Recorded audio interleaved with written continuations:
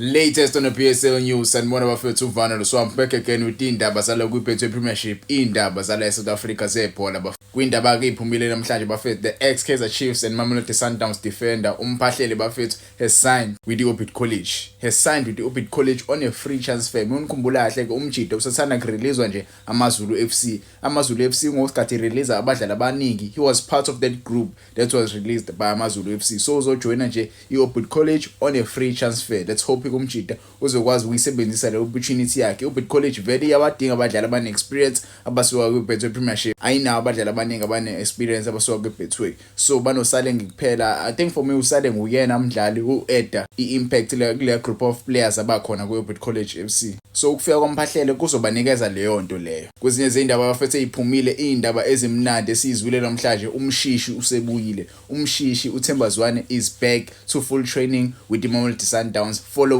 his injury. Umjidake uhlaselwa ama-injury maningi ama-injury amhlaselayo and ukudlala kwakhe as ama-fans siyayisithuke kakhulu ukumbona umjida melimala because siyodlala i-AFCON. Njengoba siyodlala nje i-AFCON ngoDisemba siyamdinga bafethu umshishi.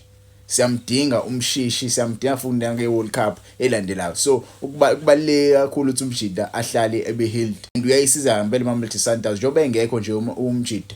I-Sundowns izinto azihambeli kahle, abanayo creative player lapha esiswini sabo. So ukubuya kwakhe kuzokwazi ukuyisiza Mamelodi Sundowns ku-create competition ku-Betway Premiership. Kwezinye izindaba bafethu ugoalkeeper Mamelodi Sundowns u-Ismail bin Abdul Rashid Watenga ona 30 years old. Umjida currently usanesa i-injury yakhe. Njengoba esanesa nje i-injury yakhe ubonakale e-resurface kuma-tax. Yabo ubonakale e-resurface nje kuma-tax. Mamelodi Sundowns, it looks like Mamelodi Sundowns imlone back to ama-tax. Umjida mukhumbula kahle he spent his last 2 seasons with Lamontville Golden Arrows, but currently umjida usa injured. Mamelodi Sundowns looking to loan umjida kuma-tax.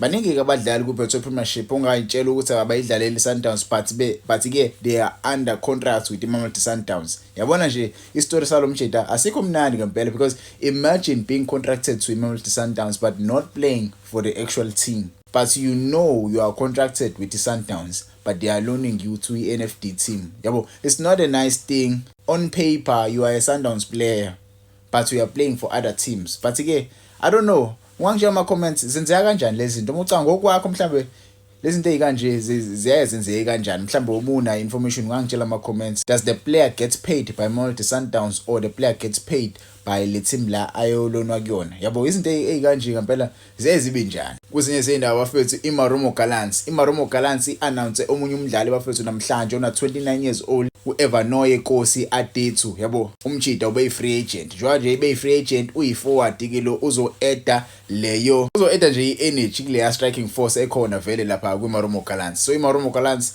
currently ba-announce abadlali abathathu right now. Banabadlali abathathu abaphuma ngaphandle. Izolo ba-announce abadlali abawu-2 abaqhamuka le-Ivory Coast. Namhlanje bazo-announce umdlali oyedwa oqhamuka le-Ghana. Kwezinye izindaba eziphumile namhlanje bafethu iCreme Rainers looks like umjida ulimele. Njengoba elimele nje iCreme Rainers bafana ithathe isinqumo sokuthi imreplace ngobani na? Imreplace ngo-Evidence Makgopa. Evidence Makgopa, he was part of his squad ebesibaliwe vele kuma-prelim. Njengoba vele bekhona ubengomunye abadlali uma kwenzeka kulimalo yedwa kwi-camp abizwe naye aqoke ezabadlali abazokwazi ukuthi aba-replace. So umjida ubiziwe. I'm sure I heard many people asking ukuthi why uBradley Grobler engabizwanga. uBradley Grobler was not part of his squad sama-prelim. Njengoba ubengekho kwi-squad sama-prelim ubengekho labantu vele abazoqoka ukuthi bamreplace iCreme Rainers. Siyamazi u-Evidence Makgopa, he was part of his squad sa-Hugo Bros sasiyodlala le kwi-AFCON. So ukuhamba kwakhe ayojoin isquad se-FIFA World Cup actually qualifiers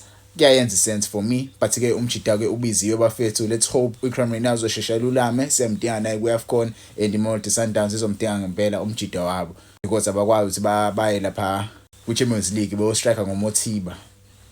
Khona vele ushalulile but you cannot trust ushalulile that much. Yabo, but ke izinto sazoyibona bafethu Makgopa for now. Umjida uyojoina abafana. Kwezinye izindaba bafethu iMangosuthu Legacy Cup isipostponiwe to u-16 November. Originally le cup le ibisethe for u-11 October. Bizodlalela le eLundi. Yabo njengoba bizodlalela uLundi nje sebeyihlehlisile. Lokho kuqhamuka nje after isicelwe iKaizer Chiefs nensingizi Hotspur yale eSwaziland. Njengoba bona lama team u2 eyodlala nje ama games eCAF. join ama games nje eCAF lama club lawa acelile ukuthi bayehlehlise nje lama games lawa azadlale ngoNovember. iKaizer Chiefs isingenelile lesiteki lesi benikhumbula kahle ke lesiteki lesi esama club kahle adlala le ala iKZN njoba nje bengenelile lesiteki lesi bazokwazi nabo baparticipate yabo. Iyakhula kakhulu bafethu iMangosuthu Legacy Cup isinomnyaka u6 iyasungulwa isiteki lesama club ala iKZN but ke bayi edile iKaizer Chiefs as enye ama team ezokwazi ukuthi ikhuphule leli sasasa lalesiteki lesi. Kwezinye indawo bafethu kuthiwa amaphoyisa aseZimbabwe asethole umdlali owayedlalela iKaizer Chiefs uBrian Abbas Amidu for alleged drug trafficking. Kuthiwa nje uboshiwe nama drugs abalela ku 1.3 million.